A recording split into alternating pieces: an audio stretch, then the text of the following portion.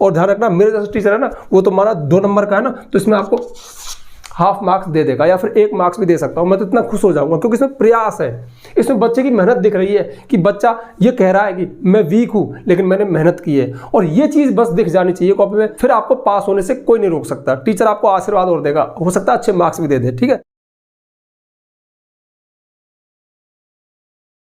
प्यारे बच्चों, कैसे हो? इंग्लिश वाले सर की क्लास में आपका स्वागत है। बच्चों, पिछले एक वीडियो में मैंने आपसे प्रॉमिस किया था कि एक सेपरेट वीडियो ऐसे स्टूडेंट्स के लिए आएगा जो इंग्लिश में बहुत वीक है, इंग्लिश से बहुत डरते हैं और केवल पास होना चाहते हैं। तो आज का वीडियो उनके लिए मस्ट है। देखिए, इंग्लिश में पास होने का ट्रिक, तो इस बात को हम 2 तरह से डिसाइड करेंगे कि वो कैसे पास होंगे।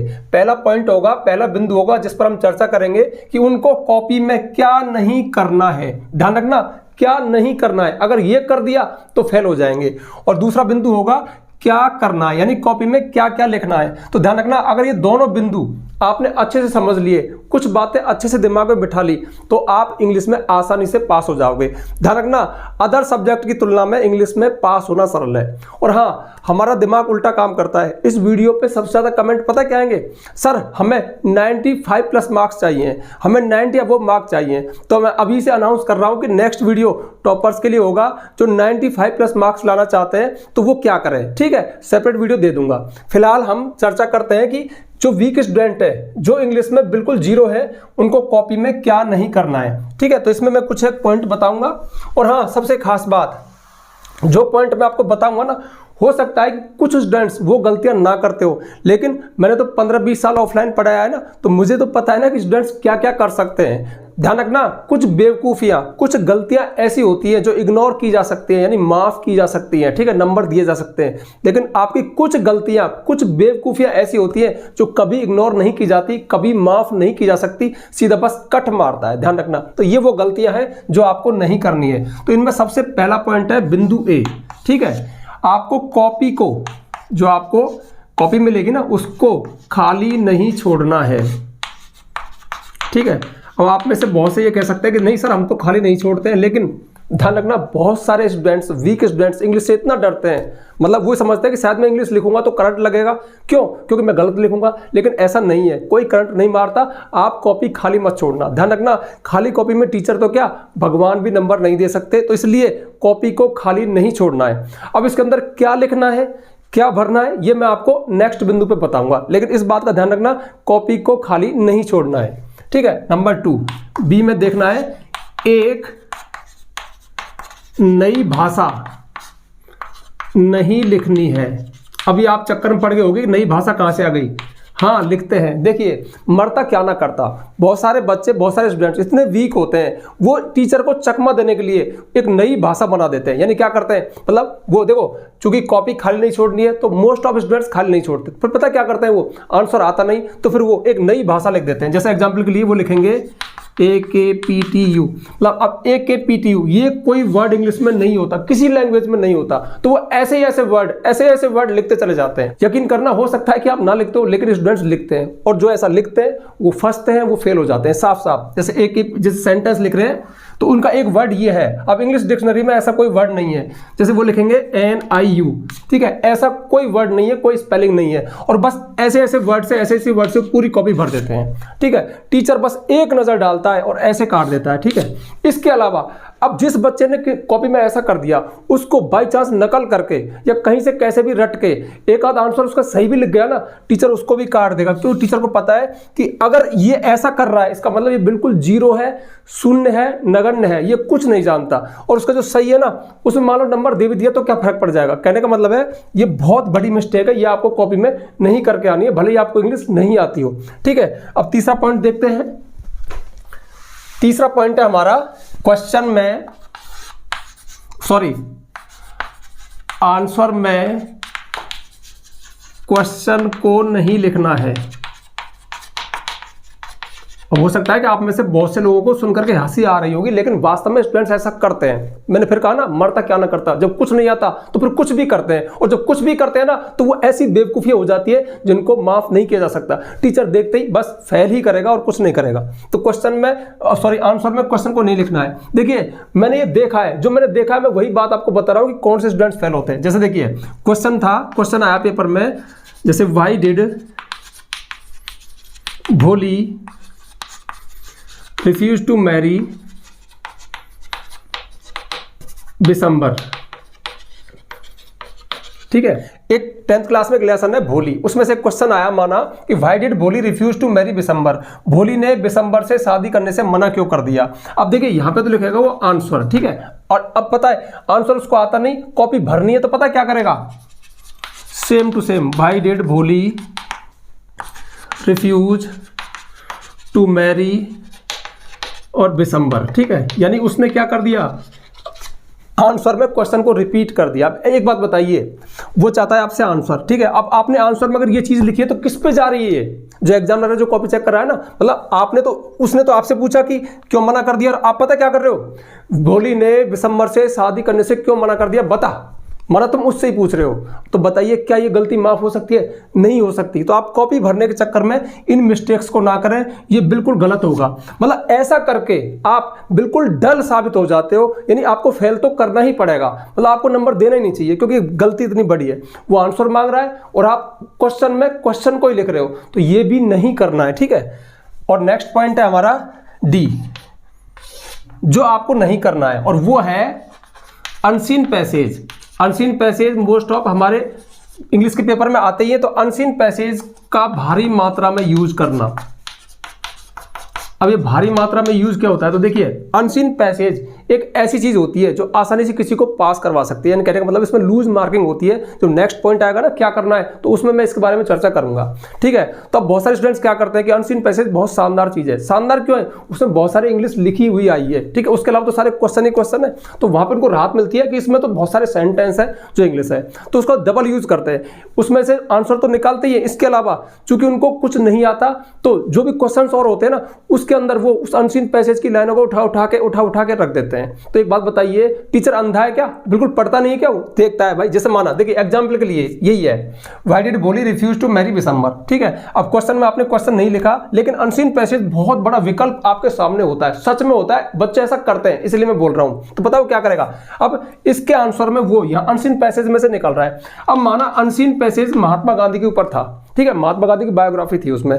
अब ये क्वेश्चन है और वो पता लिख रहा है इसमें अनसीन पैसेज में से, Mahatma Gandhi was born in 1969 in Gujarat. ठीक है, उसने ये लिखा कि महात्मा गांधी का जन्म। क्वेश्चन है कि भोली ने बिशंबर से शादी करने से क्यों मना कर दिया, और उसने आंसर दिया है महात्मा गांधी का जन्म 1969 में गुजरात में हुआ था। तो बताइए क्या है, आपको भी हंसी आ रही होगी, ठीक है, लेकिन जो टीचर है वो अपने बाल नोच रहा है कि यार ये क्या है, मतलब इसमें मार्क्स कैसे दूं, पूछा कुछ है आप लिख कुछ रहे हो। तो ध्यान रखना ये गलती कभी माफ नहीं होती है, ये ऐसी शरारत है, ऐसी बेवकूफ़ी है, ऐसी मिस्टेक है जिसमें कभी मार्क्स नहीं आ सकते। हो सकता है आपको लगता हो कि मैं तो लिख के आ गया, आप टीचर को बेवकूफ़ नहीं बना सकते, आप कुछ भी कर सकते हो, वो बेवकूफ़ नहीं बनेगा। हाँ, वो आपको मार्क्स दे सकता है, लेकिन उसके लिए कुछ तरीके हैं, अगर वो आप वो करते हो तो आपको मार्क्स देता है। इसके अलावा एक पॉइंट और है बहुत अच्छा, ये भी याद आ गया मुझको। देखिए, आपकी अचानक लाइट ना छोड़ जाए। अब आपको ये समझ में आ रहा होगा लाइट क्या होती है, लेकिन छोड़ जाती है, पता है।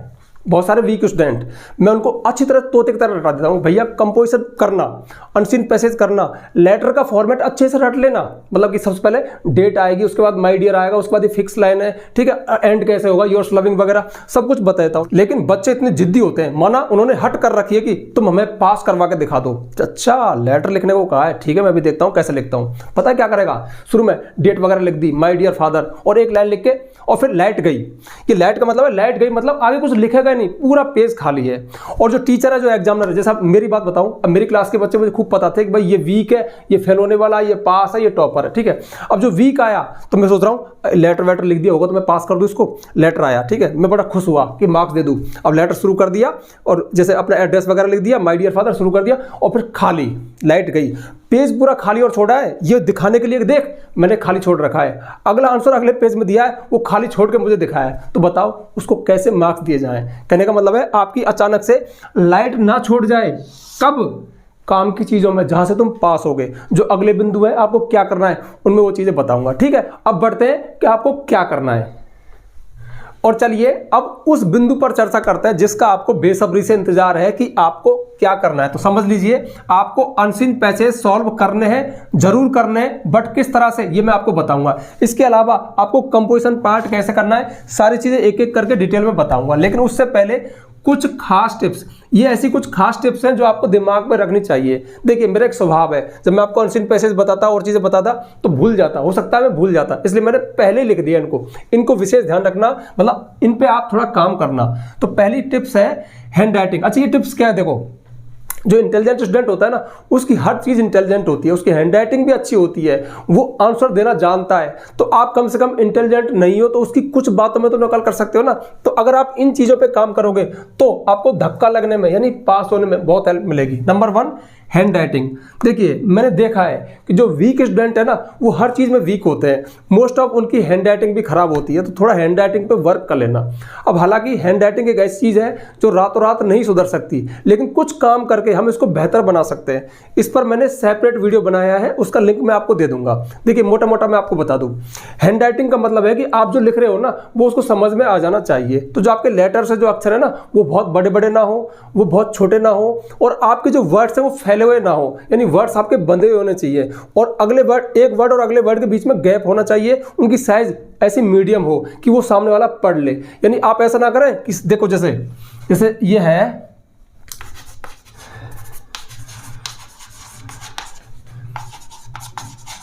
सॉरी इंग्लिश में लिखो ना।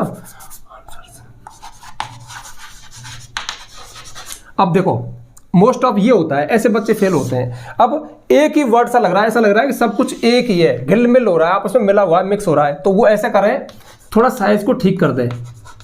ठीक है, ये तो हमने वर्ड्स को बांध दिया, मतलब इसको बांध दिया, अलग कर दिया। उसके बाद में अगला वर्ड है वाज, तो यहाँ पे गैप दे दिया वाज। ठीक है, उसके बाद फिर गैप दे दिया गिवन। तो आप ये तो कर सकते हो ना।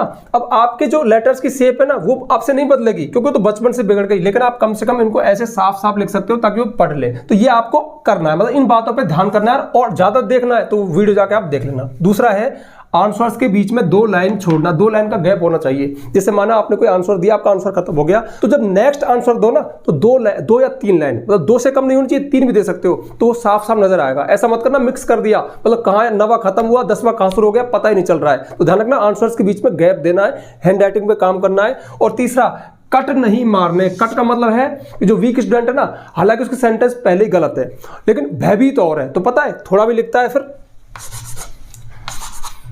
लगातार कट मार रहा है, कट मार रहा है। कट पे तो मैंने बहुत सारी बातें बताई है। कट मारने का मतलब है खुद ही एक्सेप्ट करना कि मेरा गलत है, मैं स्वीकार कर रहा हूं कि मेरा गलत है, मैंने बहुत सारी गलतियां की है, हे प्रभु आप मेरे नंबर उड़ा दीजिए, काट लीजिए, आसानी से काट लीजिए। तो ध्यान रखना, आपको हाँ एक आध कट चल जाता है, वो भी इंटेलिजेंट का, आपको तो गलती से भी कट नहीं मारना है, क्योंकि अगर कट मारने बैठोगे ना तो आपकी पूरी कॉपी में कट होंगे, क्योंकि आप वीक हो।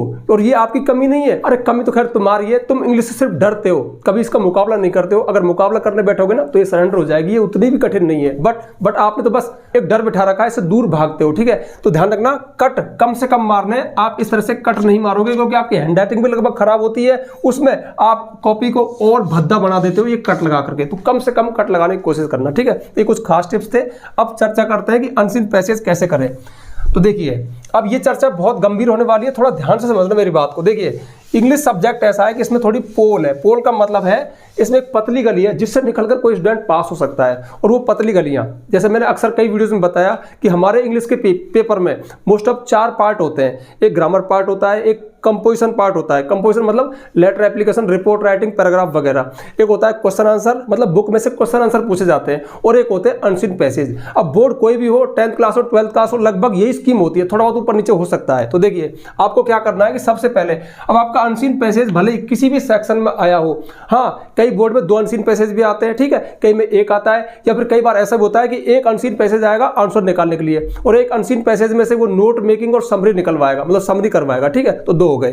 तो आपको क्या करना है कि जो अनसीन पैसेज वाले क्वेश्चन है ना, वो सबसे पहले हल करने हैं। अब अनसीन पैसेज को हल करते समय आपको क्या क्या सावधानी बरतनी चाहिए, इस पर मैंने इसी चैनल पे अनसीन पैसेज कैसे सॉल्व करें पे एक वीडियो बना रखा है, उसका लिंक भी मैं दे दूंगा, उसको भी आप सर्च करके देख लेना, तलाश कर लेना, प्लेलिस्ट में भी आपको मिल जाएगा। फिलहाल मैं आपको मोटा मोटा बता दूं। देखिए, अनसीन पैसेज माना ये आपका अनसीन पैसेज है, ठीक है, हालांकि बहुत बड़ा होता है। अब इसमें से आपको आंसर नंबर 1 ठीक है। अब देखिए अनसीन पैसेज में क्या होता है कि जो हमारे क्वेश्चन है उनके आंसर इसमें मिल जाते हैं, तो आप तसल्ली से मतलब ज्यादा खुद का दिमाग लगाए बिना, जैसा बचपन से निकालते आ रहे हो ना, जहां से लाइन मिल जाए वहां से आप आंसर को आराम से लिख दें। कहने का मतलब है अगर आप जहां पे आपके क्वेश्चन की और आंसर की लाइन मैच हो रही है वो लाइन भी आप लिख देते हो, एक या दो लाइन जहां तक भी आपको लगे, और खुद की ज्यादा अकल नहीं लगाते हो। अब अकल कैसे लगा सकते हो? अकल ऐसे लगा सकते हैं, आपको हंसी आ सकती है बट मैं सच बता रहा हूं बहुत से स्टूडेंट्स ऐसा करते हैं। वो पता क्या करते हैं, अच्छा ये क्वेश्चन है, आंसर इसी के अंदर है, अब आंसर मिल नहीं रहा है, और मिल भी रहा है ना तो और पुख्ता करने के लिए, ठोस करने के लिए पूरे 4-5 लाइन को या पूरे अनसीन पैसेज को, कुछ बच्चे तो हंसना मत ऐसे भी होते हैं, हर क्वेश्चन के आंसर में पूरे अनसीन पैसेज को दोबारा उतार के लिख देंगे कि बेटा बोल है कि नहीं इसमें, ठीक है। मतलब क्वेश्चन नंबर 5 और 5 लाइन या 6 लाइन उतार के रख दी, कहीं ना कहीं तो आंसर है ही ना, दे नंबर। ध्यान रखना, यकीन करना, कट कर देगा। तो ठीक है, आंसर 1 या 2 लाइन के होते हैं, मतलब जहां पे है आंसर वहीं से लो। अच्छा ऐसा करके भी आप माना उसमें से 6 क्वेश्चन आए ना, 6 में से मेरा पर्सनल एक्सपीरियंस है कि 3 या 4 क्वेश्चन ऐसे होते हैं जो आप लाइन से लाइन मिलाने पर जहां पे मैच हो रहा है ना वहां से उतार भी देते हो ना, फिर भी आपके करेक्ट हो जाते हैं। लेकिन 2-3 क्वेश्चन ऐसे होते हैं जिनमें आंसर या तो ऊपर होता है या नीचे होता है, या खुद के दिमाग से निकालना पड़ता है, खुद के वर्ड में देना पड़ता है। लगभग इसका ये रेशो होता है। तो अगर आप हर क्वेश्चन की मैचिंग भी कर देते हो ना तो आपको 3 या 4 नंबर मिल जाते हैं। और जहां तक मेरा एक्सपीरियंस है ना तो अनसीन पैसेज में लूज मार्किंग होती है, टीचर मोस्ट ऑफ मार्क्स दे ही देते हैं, ठीक है। बट खास बात क्या है, ये आंसर नंबर 1 खत्म हो गया ना, उसके बाद 2 लाइन का गैप और आंसर नंबर 2, ठीक है। साफ साफ कट नहीं मारना है, हैंडराइटिंग को ठीक रखना है, शब्दों को बांध कर रखना है, साफ साफ अलग अलग दिखाना है, ठीक है। इन बातों को ध्यान करके अगर आप अनसीन पैसेज कर देते हो तो आपको मार्क्स मिल जाएंगे। रही लास्ट वाले क्वेश्चन की बात, उसका आंसर इस दुनिया के किसी टीचर के पास नहीं है। Find the word from passage which mean, या फिर सिनोनिम एंटोनिम पूछता है ना, वो वोकेबलरी पे आधारित होता है। उसमें एक इंटेलिजेंट स्टूडेंट भी मात खा सकता है, आपकी तो औकात क्या है, ठीक है। तो इस तरह से आपको अनसीन पैसेज सबसे पहले करने हैं, सबसे पहले, फिर से रिपीट कर रहा हूं, ध्यान देना इस बात में, सबसे पहले करने, ठीक है। उसके बाद आपको कौन सा क्वेश्चन करना है, उसके बाद आपको करना है, ये मैं हटा देता हूं, कंपोजिशन पार्ट। देखिए कंपोजिशन पार्ट को हम राइटिंग पार्ट भी कहते हैं, ठीक है। हमारे पेपर में एक पार्ट ऐसा होता है जिसमें कुछ चीजें लिखवाता है, जैसे नंबर 2 पे हो गया कंपोजिशन पार्ट, यही आपको अवश्य रूप से करना है। कंपोजिशन को हम राइटिंग पार्ट भी कहते हैं। इसमें कुछ क्वेश्चन ऐसे होते हैं जैसे लेटर है, एप्लीकेशन है, रिपोर्ट राइटिंग है, आर्टिकल है, स्पीच है, या फिर पैराग्राफ राइटिंग है, शॉर्ट पैराग्राफ, बड़े पैराग्राफ, कुछ भी हो, ठीक है। आप समझ गए होंगे क्या चीज़ है, ठीक है। अब जो कंपोजिशन पार्ट है ना वो आपके लिए रामबाण है। इसमें से आपको एक भी क्वेश्चन मिस नहीं करना है, एक में भी आपकी लाइट नहीं छोड़नी चाहिए। इनमें सबसे ज़्यादा फोकस करना है आपको कि इनके फॉर्मेट क्या है। फॉर्मेट का मतलब है कि इनमें कौन सी चीज कहां आती है। जैसे लेटर की बात करें तो सबसे पहले एड्रेस आता है, उसके बाद एड्रेस संबोधन आता है, उसके बाद में स्टार्टिंग कैसे करनी है, पैराग्राफ कैसे चेंज करना है, एंड कैसे करना है, अंत में क्या आएगा, ये सारी चीजें। एप्लीकेशन है, उसका प्रारूप क्या होता है। जैसे रिपोर्ट है तो रिपोर्ट में कैसे जमाते हैं, पोस्टर राइटिंग है तो उसका फॉर्मेट क्या है। और हाँ एक बात और, आप लगातार कमेंट में लिखते हो, जैसे मैं ऑल बोर्ड्स के लिए पढ़ाता हूं, मैं कॉन्सेप्ट पे काम करता हूं, मैं किसी खास बोर्ड के लिए नहीं पढ़ा रहा, तो ये मत कहना कमेंट करके सर हमारे में तो कोर्स में ये है, हमारे सिलेबस में ये नहीं है। मैं पूरी इंग्लिश की बात कर रहा हूं, ठीक है। जिसके में जो है और जो फॉर्मेट है उस पर काम करना। फॉर्मेट का मतलब है कि ये आपका खाली पेज है, ठीक है। अब इसमें आप लेटर लिख रहे हो तो ठीक है, लेटर, ये हो गया लेटर। अब लेटर में कौन सी चीज कहाँ कैसे कैसे आती है, इस पर आपको काम करना है। और साफ साफ बोलूं, क्यों झूठ बोलवाते हैं यार, टीचर हूं, ठीक है। कोई टीचर देख रहा होगा तो मेरी टांग खींचेगा। आपका लेटर भले ही उसके अंदर गलतियां हैं लेकिन लेटर जैसा दिखना चाहिए। जैसे पेज खोला लेटर, अब लेटर देखिए इनमें पोल है, पोल का मतलब ये भी पतली गली है, क्योंकि इसमें टीचर ज्यादातर मशक्कत नहीं करता, वो आपकी राइटिंग देखेगा, फॉर्मेट देखेगा और पूरा। जैसे कि आप देखो लेटर में माना कि 10 लाइन रिक्वायर्ड है तो आपकी 10 लाइन लिखी हुई है और अच्छे तरीके से शुरू है, अच्छे तरीके से खत्म है, जो चीज जहां होनी चाहिए वहीं पे है, तो फिर वो आपको मार्क्स दे देगा, 1-2 कमती बढ़ती, ठीक है। ये आपकी हैंड राइटिंग पे। और हाँ लाइन भी ऐसा नहीं पढ़ के देखेगा, पढ़ के देख लेगा लेकिन थोड़ा बहुत ऊपर नीचे चल जाएगा, अच्छी हैंड राइटिंग है, हो सकता है आपको अच्छे मार्क्स मिल जाए। तो इनका मतलब है कि ये चीज आपकी कवर होनी चाहिए, लिखी होनी चाहिए। अब इनमें अगर आप जैसे इनमें कटौती कर देते हो, नहीं मैं तो लेटर नहीं लिखूंगा, मैं पैराग्राफ नहीं लिखूंगा, मैं रिपोर्ट नहीं लिखूंगा, तो ध्यान रखना इनकी भरपाई आपकी कॉपी में और किसी चीज से नहीं हो सकती, क्योंकि क्वेश्चन आंसर आप वीक वैसे ही हो, आपको याद नहीं होते, वो आपके गलत है, या फिर ग्रामर पार्ट वो आपका गलत है, तो वहां से मार्क्स नहीं मिलेंगे। यहां से गलत होने पर भी मार्क्स मिल सकते हैं, मिल जाते हैं, इस बात का ध्यान रखना।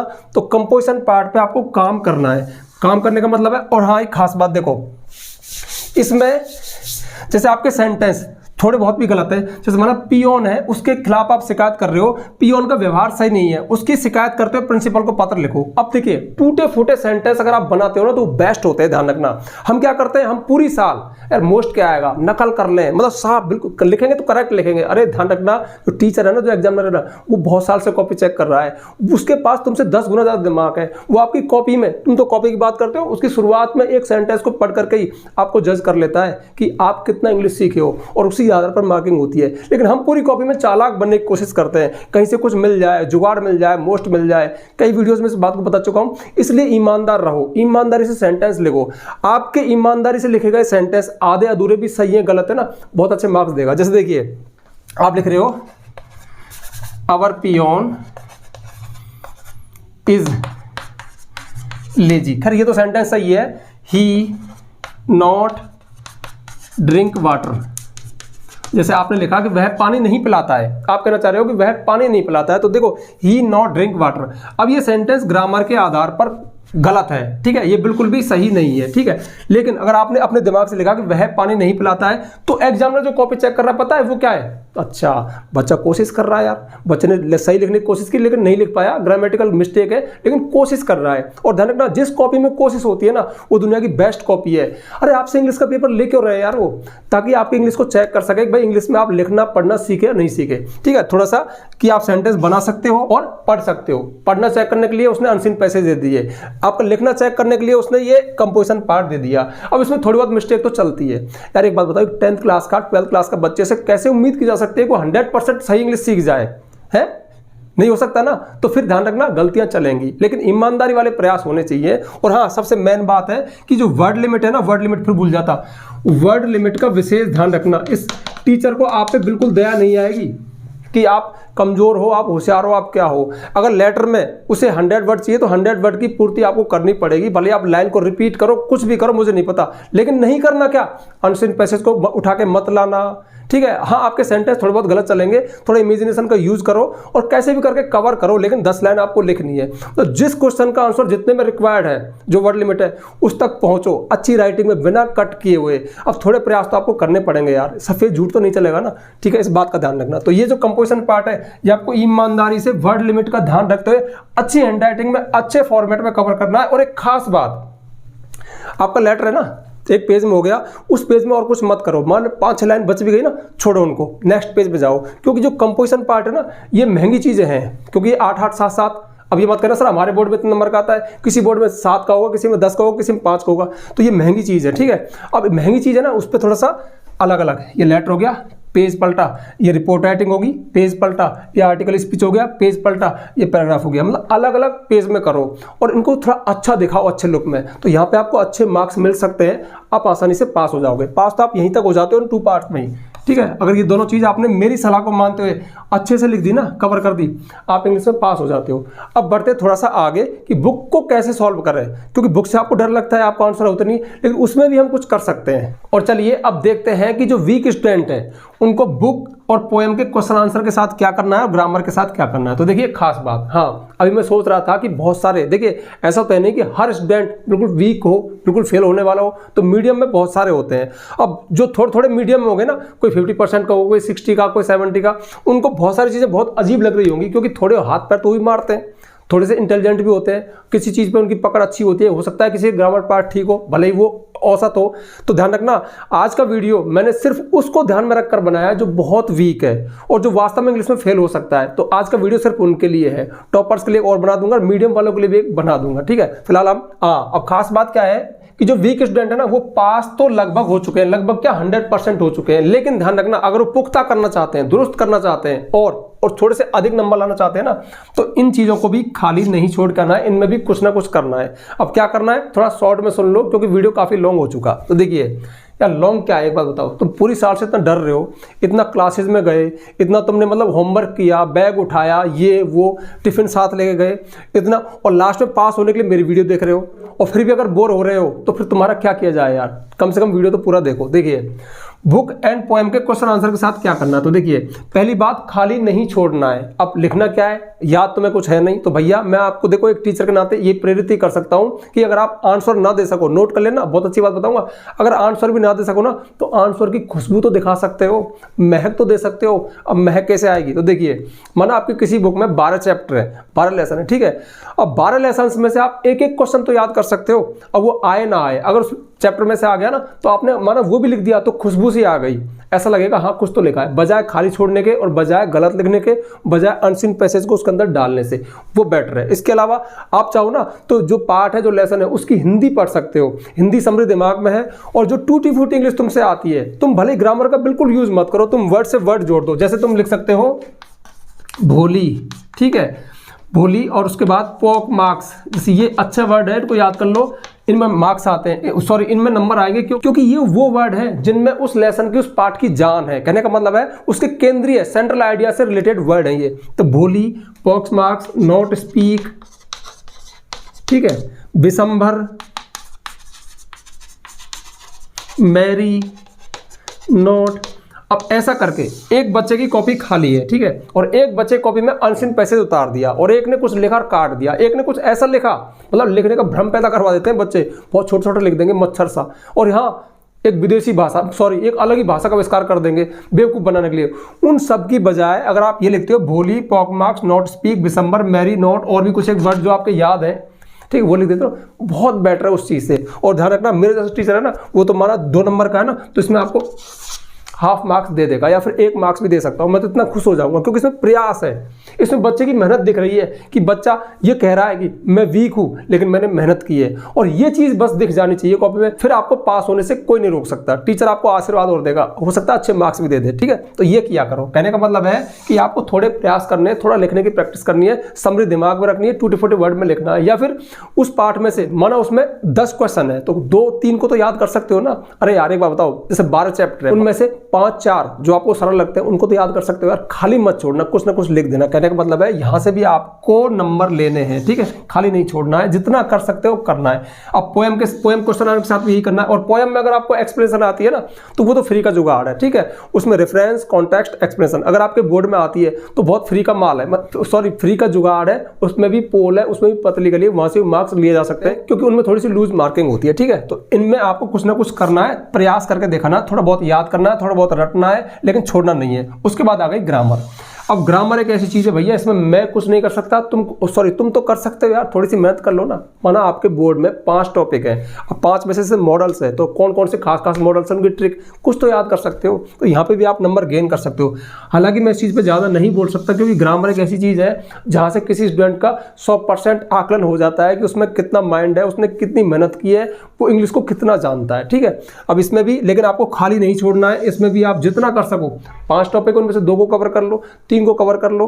और जैसे माना कि किसी टॉपिक में, सॉरी किसी चैप्टर में 10 रूल हैं, अगर आप 5 रूल भी कवर कर लेते हो ना तो उनमें से भी 1 आ जाता है, तो आपका करेक्ट हो जाता है। वीक स्टूडेंट के साथ पता है क्या प्रॉब्लम है, वो पूरी इंग्लिश को एक पहाड़ समझ लेते हैं, पूरे सिलेबस को, और बस करेंगे तो या तो पूरा करेंगे, गलती बिल्कुल नहीं करेंगे, या फिर बिल्कुल नहीं करेंगे। अरे एक बात बताओ, इतना सिलेबस है, इसमें से आप थोड़ा सा इधर से, थोड़ा सा इधर से, थोड़ा सा इधर से, थोड़ा सा इधर से, थोड़ा सा इधर से, थोड़ा सा यहाँ से, ऐसे तो कवर कर सकते हो ना।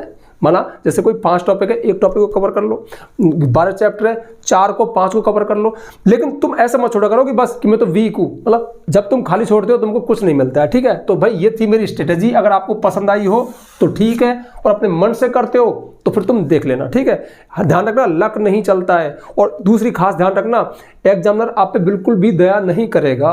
दया कहाँ तक करे यार, हजारों कॉपियों का बंडल है, किस किस पे दया करे, तो वो तो भैया जहाँ पे मटेरियल है, जहाँ पे आंसर है वहीं पे मार्क्स देता है। ध्यान रखना ना, वो बहुत सातिर है, तुम उसके सामने सातिर मत बनना, तुमसे 1000 गुना ज्यादा माइंड है उसके पास, वो आकलन कर लेगा, जज कर लेगा। इसलिए ईमानदारी भरे प्रयास करना, थोड़ी सी मेहनत कर लेना। लास्ट में जज यही कहूंगा कि पूरी साल डरते डरते इतना समय गुजार दिया, मोस्ट के पीछे इतना भागे, क्यों ना यार 1 महीने महीना पढ़ लो, ईमानदारी से पढ़ लो। जो भी आपके सिलेबस में जो भी चीज़ है ना, सबके पास चले जाओ, सबको टच करके देख लो, सबके साथ थोड़ा वक्त गुजार लो ईमानदारी से, ठीक है। सबके साथ थोड़ी थोड़ी मेहनत कर लो, निश्चित ही आपकी मेहनत रिवर्स होती है, आपके पास लौट के आएगी। जहाँ भी आप जाते हो ना और थोड़ा समय गुजारते हो, वो चीज़ आपको मार्क्स जरूर देती है, ये मेरा अटल विश्वास है। तो ये था वीडियो, ठीक है। रही टॉपर्स की बात, उनके लिए नेक्स्ट वीडियो आ जाएगा कि 95+ मार्क्स कैसे लाएं। लेकिन सबसे खास बात, आपके साथ इतनी मेहनत की है तो कमेंट में ये जरूर लिखना कि वीडियो का आपको कैसा लगा, क्या आपको इससे हेल्प मिलेगी। और सबसे खास बात ये तो लिख ही देना कि क्या आपने यहाँ तक वीडियो देखा, मतलब जिन जिन व्यूवर्स ने यहाँ तक देखा, जो यहाँ तक मेरे साथ रहे, यानी आपके लिए इतनी मेहनत की है, और वो लिखें कि सर हमने वीडियो को पूरा देखा, लास्ट तक देखा, तो मुझे खुशी मिलेगी कि हाँ जो मैं कह रहा हूँ वो किसी के दिमाग में जा रहा है, कोई उसका यूज ले रहा है। मतलब एक टीचर को खुशी होती है ना कि भाई उसने एक लेक्चर दिया, उसने एक क्लास ली और वो क्लास प्रॉफिटेबल हो गई, यानी जो उसने कहा वो किसी ने मान लिया, अच्छा लगता है, ठीक है।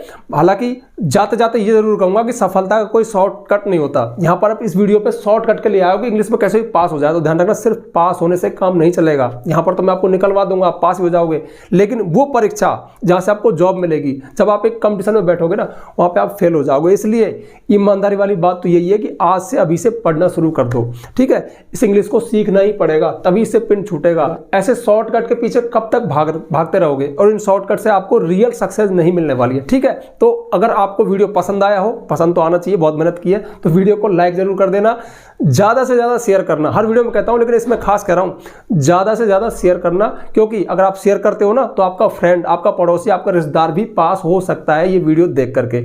और यदि आप चैनल पे नए आए हो तो चैनल को सब्सक्राइब करना, बेल आइकन प्रेस करना, ताकि आपको आने वाले वीडियोस के नोटिफिकेशन मिल जाए। आज के लिए बस इतना ही, मिलते हैं नेक्स्ट वीडियो में नेक्स्ट टॉपिक के साथ, तब तक के लिए बाय। और हाँ, कमेंट में ये मत लिखना कि सर इसमें मोस्ट बताओ, सर साइंस का मोस्ट बताओ। भैया साइंस का, मैथ का मोस्ट मत पूछा करो, मैं इंग्लिश पढ़ाता हूँ, ठीक है। Okay, bye.